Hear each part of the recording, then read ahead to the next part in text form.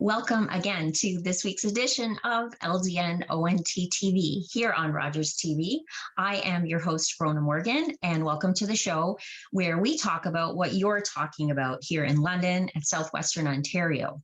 So everybody's talking about politics these days, and this is our politics broadcast, and we were very fortunate to find a little bit of time with a extremely busy MP who serves London-Fanshawe. Her name is Lindsay Mathyssen. Lindsay is somebody who has been serving outside of her role as MP because she has been serving in, I believe, your mother's office for a long time, even prior to being elected to the position that Irene held for so many years. So well-known MP Irene Mathyssen. Lindsay has now been serving since, I believe it's 2019 or 2000. That's when I was elected, yeah. 2019. So thank you so much for taking the time with us today, because I know you're extremely busy. I've been reading your bio, so many roles that you're filling and so many vital roles right now involved with in Parliament. So thank you and welcome to the show, Lindsay.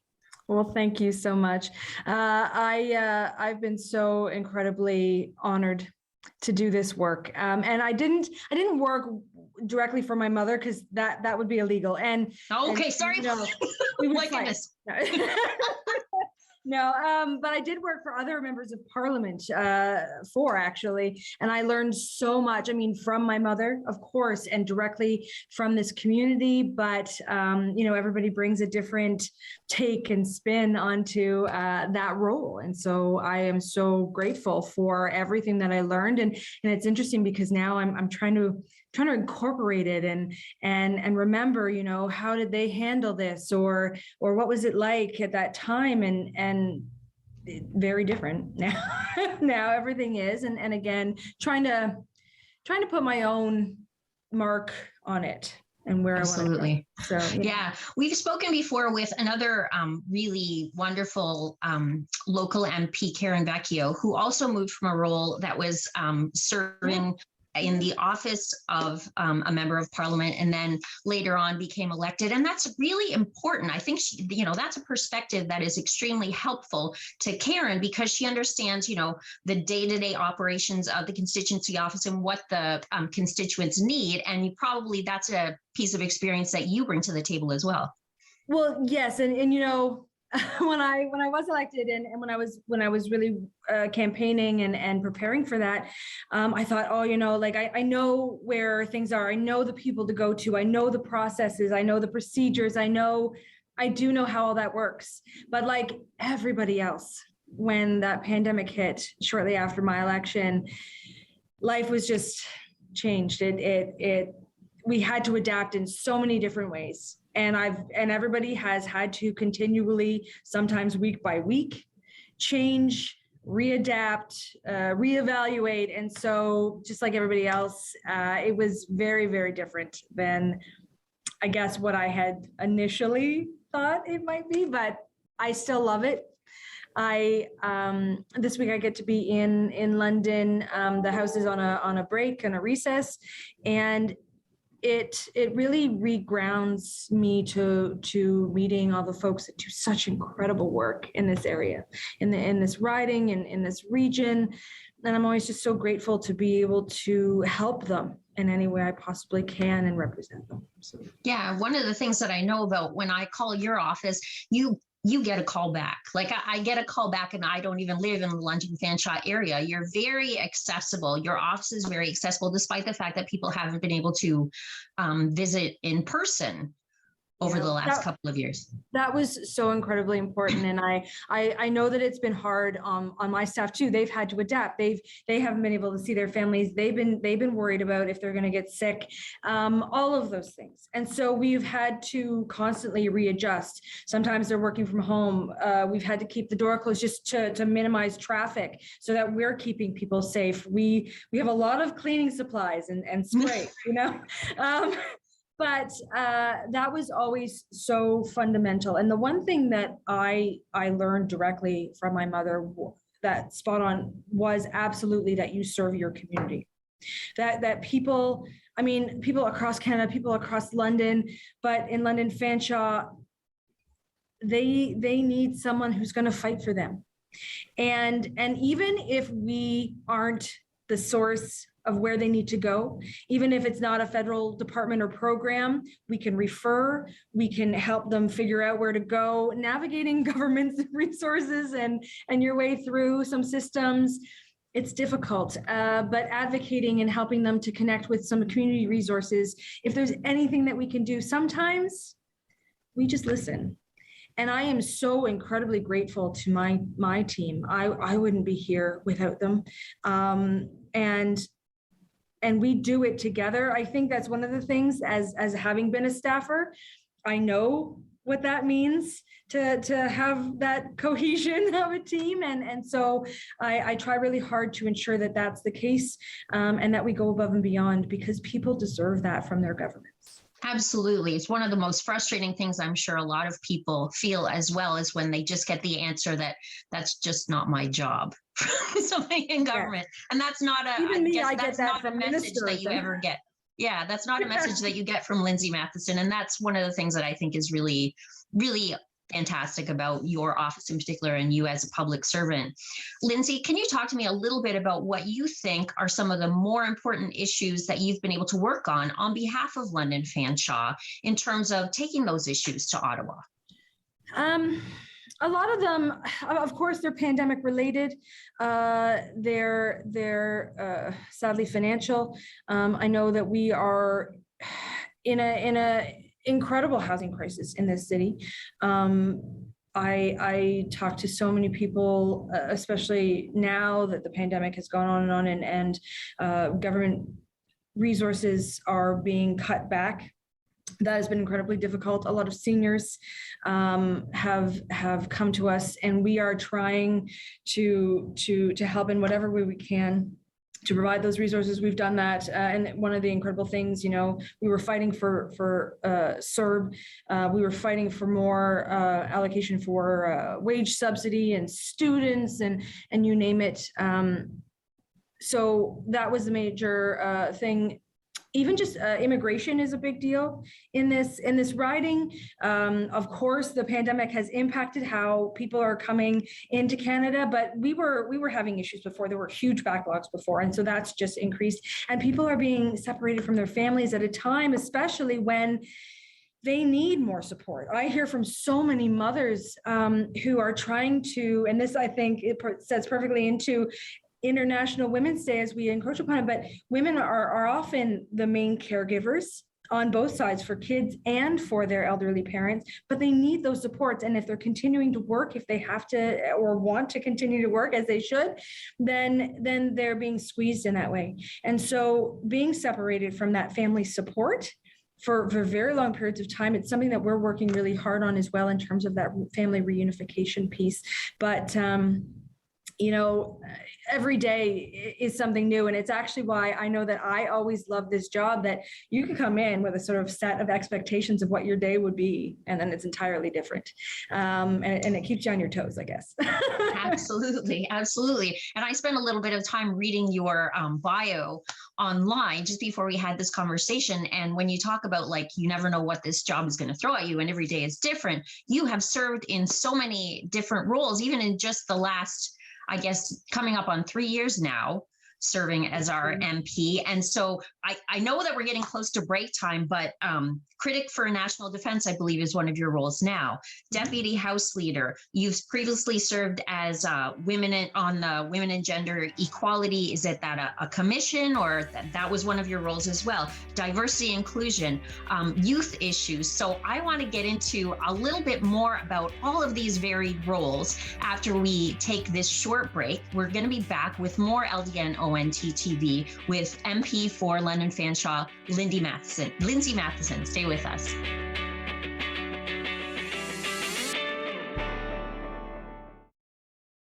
This program is brought to you by the following sponsors. Carbon monoxide is a deadly gas you can't see, smell, or taste. Homes with fuel-burning appliances and/or attached garages must have working CO alarms installed outside all sleeping areas. Don't let the silent killer get you. Install working CO alarms today.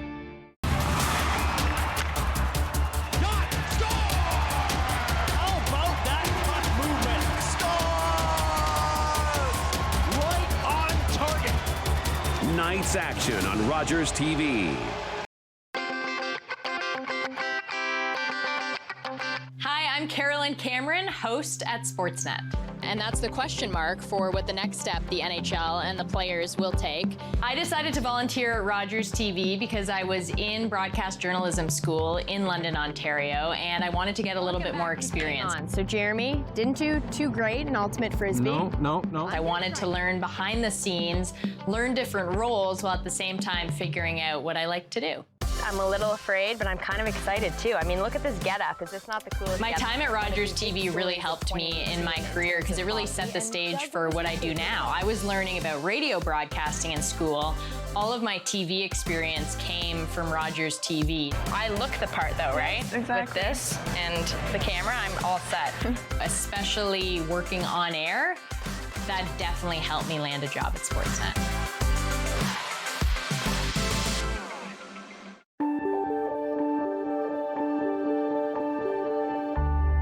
You're watching Rogers TV, London.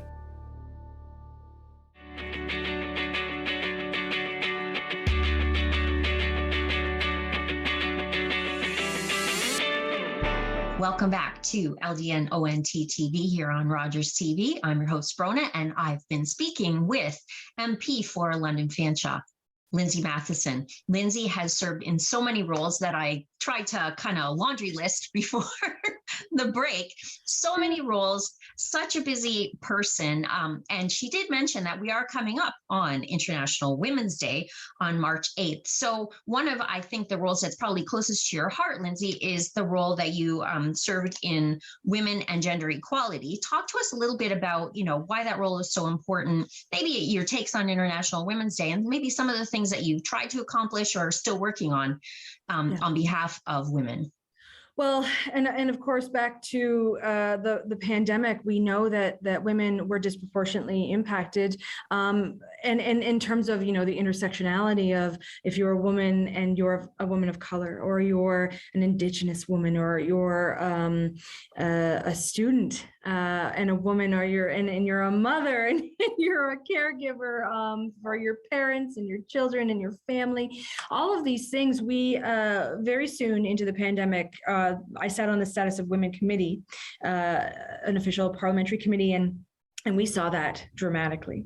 And so we started we did a study on that. It was very inclusive, and we did other studies on the impacts of unpaid work on women, and midwifery, and the impacts for rural women and how that's different. And so I really got to learn so much, but we saw some really key things come from that we all know are issues, and that's of course funding and the privatization of long-term care, and the dangers of that, and the impact, of course, that has on women not only working in that sector, but families within that sector, and how that impacts you. But of course, the other huge one was childcare, and the government, the federal government, has been promising childcare for a very, very long time. And so when they finally announced that they would bring that funding and that national program forward, I was very excited. But it's something that we continually have to push for. And of course, here in Ontario, we don't have that yet because the deal has not been struck with Premier Doug Ford. Hopefully, that is something that can be done soon, because childcare is one of the highest costs besides maybe a mortgage. Sometimes it's more, depending upon where you live in this province, for families. And so, and I only think of if we had that childcare program installed before COVID, the differences that could have made. But there are some key pieces that the childcare experts in this country are asking for. And one of them, of course, is not just the funding. It's not just big announcements. It's actually that it's installed within legislation so that there's an equalization among all provinces of service, of funding, of the numbers, the ratios of workers and children, the protections for the workers. And so I brought forward a piece of legislation, Bill C-208, that does that entrenches that in legislation, so that as well, if another government comes along, they can't just stop that funding. They can't just say, nope, no more. It takes, they can reverse legislation, absolutely, but it takes a lot more. And when you provide it written in law in that way, then it's stronger. So I've tried to do that as well. And what kind of response have you been getting from your colleagues and also people in different parties? So they recognize it as something that's necessary. The government themselves have said that they will bring forward that legislation. And so I said, well, here it is. Here it is written. Take it, move with it, go ahead. It's yours. That's always sort of our goal, right? It's if it's good legislation, if it's a law that's necessary, then let's bring it forward. I haven't heard, unfortunately, on that. And I know that we've all been distracted as of late on other issues, but I will continue to work with my colleagues and try and put that forward. And at every opportunity when I'm in the House and this comes forward, I say, will you support my bill? But to also, I've been working with not-for-profit organizations, those stakeholders within that childcare sector, to say, you've been asking for it, here it is, how do we move forward? So these are sometimes longer-term goals, but. Absolutely. We spoke a little bit with MP Ariel Kayabaga last week as well about how much of your work is what most people don't see. So, you know, a lot of people, if they do watch a little bit of Question Period or see these little snippets on the news, we get this sense that there's a lot of arguing and a lot of maybe not the most polite words being exchanged between people, but most of your work is what happens when the cameras are not on. And it's really about bringing those ideas to the table and getting, I guess, some kind of consensus to work on behalf of Canadians, despite party lines. Yeah, it really is a shame that there is so much emphasis, I think, on Question Period, and it is staged. I watched the official opposition, you know, when they all get up behind their leader and they're all, you know, seemingly triumphant, and then the government gets up behind their leader and they're all, you know, this is what we're doing. It is fairly staged. And what people don't see is that behind the scenes, we talk in the lobbies, we chat at committees. I was always actually really amazed once I got into the role outside of being a staffer as a member of parliament to you know, we pick up the phone, especially during the pandemic. We were picking up the phone and chatting on both sides, talking to all of those other parties. I've done that with my own minister now on defense, and just tried to get to know her as a person, because at the end of the day, that's what it comes down to. And it is those, I think that during the pandemic, that loss of that person-to-person, face-to-face, the ability to walk across the aisle in the House and say, hey, you know, I have this really great idea. I really want to be able to work on it. How can we work on it? And especially in the last few weeks, it's been really tough. And then there was a moment for me on the last Monday, try to remember my days now. It was the last day of debates, and tensions had been pretty rough. But there were a few opposition party members, and they put forward some really excellent speeches. And there were some realizations, there were some hard looks, there was acceptance. And I stood up in the House and I said, thank you. And I want to be able to work with you on these things that you know, we need to bridge this divide. We are the leaders. We are people. We are the ones that people can look to, and we need to be that better example. So how do we do that? And I have to take a look inside too, because I get so frustrated. I mean, when I know that someone is doing something that's going to hurt people, I get so mad, and I'm guilty of yelling across the aisle. It just doesn't get picked up on camera, maybe, but I'm guilty of it. And so I gotta do a self-check in terms of what does that mean, and how does that hurt my ability to do my job better? Because I always want to do my job better. Oh, that's fantastic to hear. I often think like one of the biggest crises that we face as a country is a lack of self-awareness. So it's great to see like people who are in Parliament, not just, you know, recognizing that they have this leadership role, but also recognizing that maybe, you know, consistent self-improvement is part of your plan as well. Lindsay, we have only a little bit of time left, and normally we end our show with a young person. I know we've talked a little bit today about your various roles. I know one of them was serving youth interest as well. And also we talked a little bit about International Women's Day. So maybe inspiring or interesting words for young people who might be watching, and in particular, young women who are watching. I know I talk to a lot of young people who are really interested in politics. They just don't know how to get involved. And so it's if you want to run one day, oh my gosh, I will talk to you. We'll talk, straight facts about some of the harder days, some of the really amazing days, and what motivates you to do it. But it's not the only way you can be involved. You can put forward a petition into government. You can volunteer in an office. You can volunteer in a riding association. You can volunteer in a campaign. You can do so many things, and it's not even just with a political office. It can be in your community. All of those things are so incredibly important, and they build into the country, the neighborhoods, the communities that you want to create. So, but yeah, I try and talk to as many people as possible, because young people have such an incredibly different perspective. They have this entire long future ahead of them, dealing with the problems that a lot of us have caused in the last generations. So I want them to be involved. Those voices are part of that key demographic and democracy that we need to move forward. Well, you're one of the most successful politicians. So for the young people watching, I guess you're going to get a lot more calls.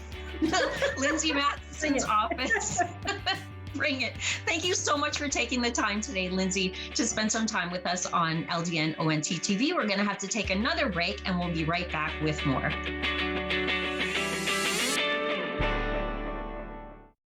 This program is brought to you by the following sponsors.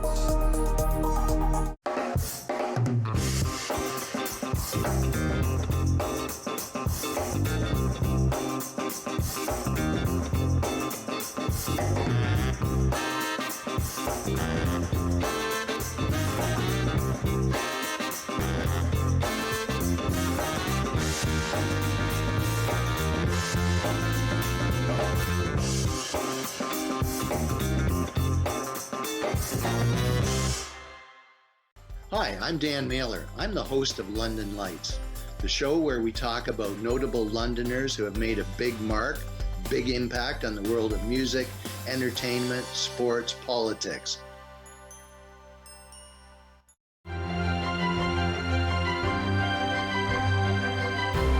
I'm Shannon Woolley, host of Batter Up Beachville on Rogers TV. Join myself and Doug Harris as we learn more about the first recorded baseball game in Beachville.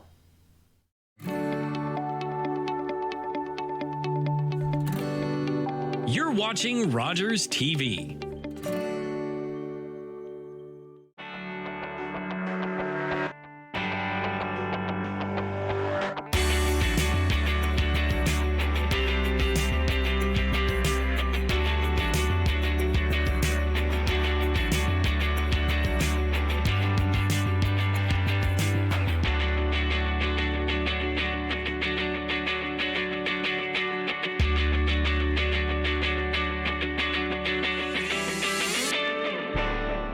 Welcome back to LdnOnt TV. We've been talking a little bit about International Women's Day and what it means to some women here in London. Now we're going to be speaking to a young person. Her name is Dawn Hadwin.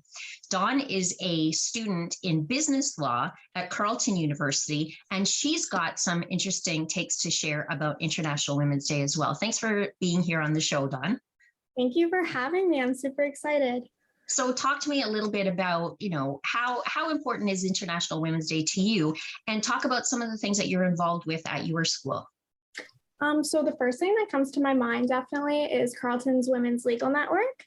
We pretty much just support women in the field, and whether that's through a toolbox or a lawyer panel or anything like that, we love celebrating each other and just lifting each other up.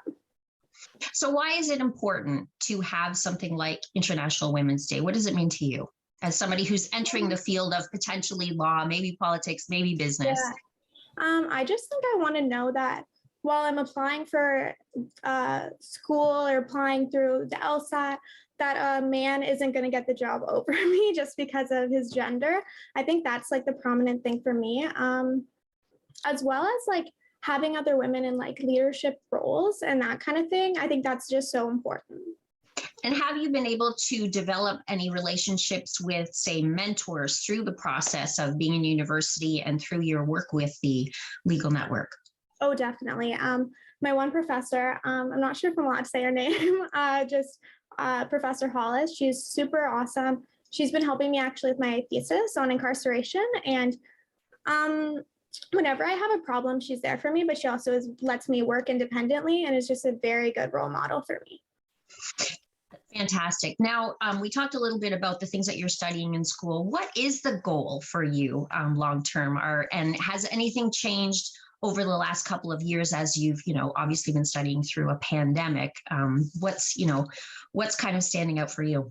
What's surprising is that I actually, first and second year was in nothing for club-wise. I didn't get interested in that kind of thing. I was too nervous, I think, to actually show up. And then the pandemic almost helped me because it's over video. And yeah, I worked at Innocence Carleton for a volunteer role. And then through that, I joined Carleton's Women's Legal Network. And I'm also in a few clubs for like general members. I actually just got a volunteer role too at Able York. So I just really I don't want to say spread my wings through the pandemic, but just got more confident, I guess, in myself. And I think I'd also be able to do it in person now. Fantastic. And can you tell me just a really quick summary about what Able York is about? Because that sounds fascinating. For sure. I literally just joined. So I know right now we're working on transcribing textbooks for people with disabilities. So yeah, we just are trying to stop like an ableist society, I guess.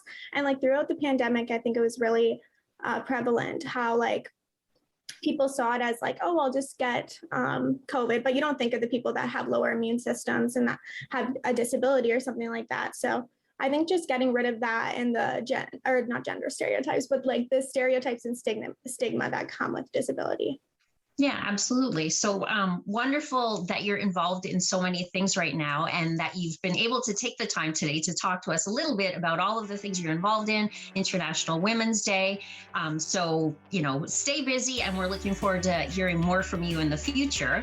And also, I guess we have to wrap up now. So we'll say thank you to our guest, Lindsay Mathyssen, as well. And thank you to all our viewers for being here. We hope you'll tune in again next week for more LdnOnt TV here on Rogers TV.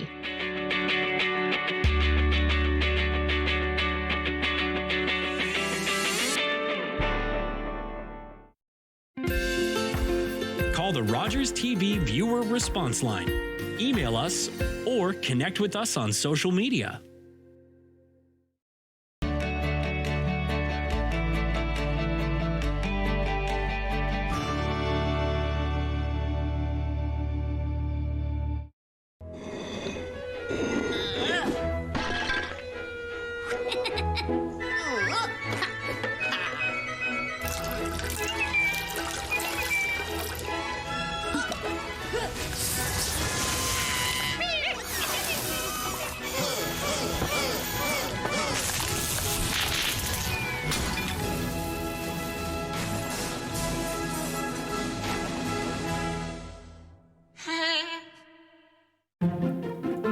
Do you have something to share? Let everyone know about your next meeting, your need for volunteers, or your fundraising event